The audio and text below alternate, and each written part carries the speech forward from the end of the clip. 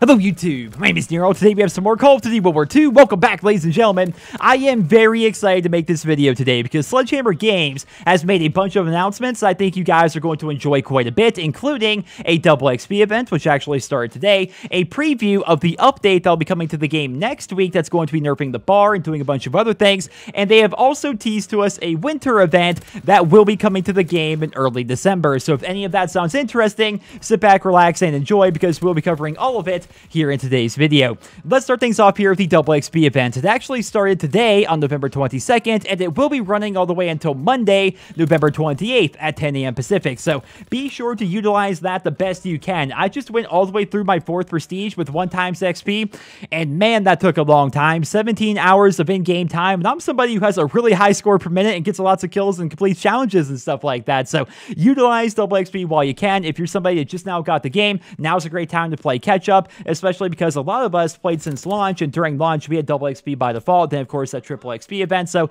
utilize WXP while you can here in Call of Duty World War II.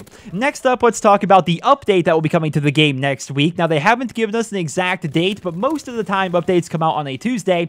This update is actually going to be nerfing the bar by increasing its recoil. They are going to be reducing the flinch reduction that you get from the primed basic training. They are going to be fixing some map exploits like the one that we've seen on Point to Hawk. No doubt each and every one of you has died to that. It's really freaking frustrating. They are going to be fixing party issues. Like if you're in a party and you're not the host, at the end of a match, most of the time you can't even do anything. It's like a black screen or there's a giant loading screen happening. You can't really do anything, right? They're going to be fixing that. They are going to be fixing the snaking issue. They're going to be fixing an issue with the smoke grenade, and of course a bunch of other minor connectivity improvements and tweaks and optimizations and stuff like that. They have also announced that they are currently testing reducing flinch on every primary weapon here in the game. Now, the way they worded that, I don't think it's actually going to be part of the coming update on Tuesday, but it's something they are currently testing, and it may be coming to the game in the relatively near future.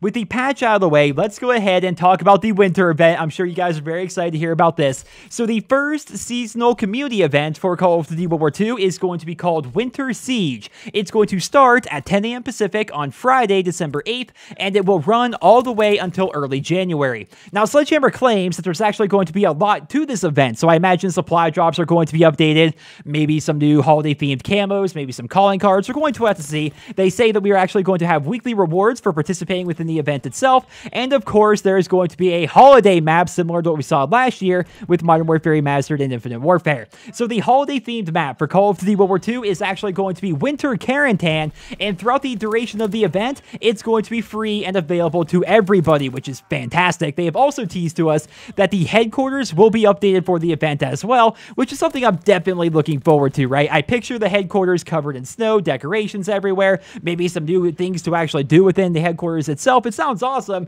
I'm just really hoping that the headquarters is actually fixed by then. For those that don't know, my headquarters is still empty, and for millions of other players out there, the headquarters is still empty despite the fact that we're 19 days into the game's life cycle. They're working on it every single day for a lot of you. In fact, I've seen a lot of people actually talking about this on Twitter. For most people out there, the headquarters actually is populated once again, but for a number of us, it's still empty. So hopefully that's actually going to be fixed.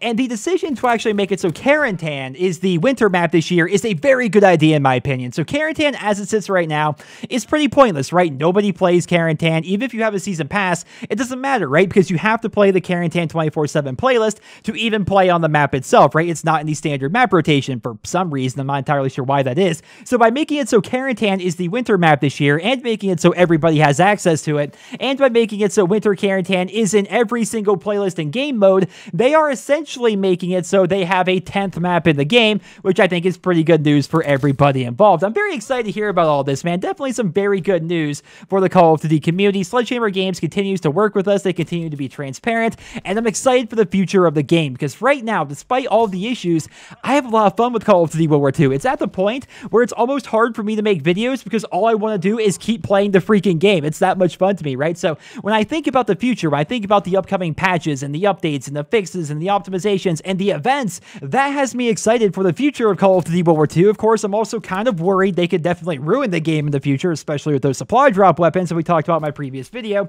Do you think it's actually possible that some of those weapons may be involved with the Winter Siege event? I mean, I guess they could be, right? But it doesn't seem very likely. We're going to have to see how it plays out, ladies and gentlemen. But until then, thank you so much for listening. I hope you all enjoyed this video. Drop me a rating. I hope you guys all have a wonderful day.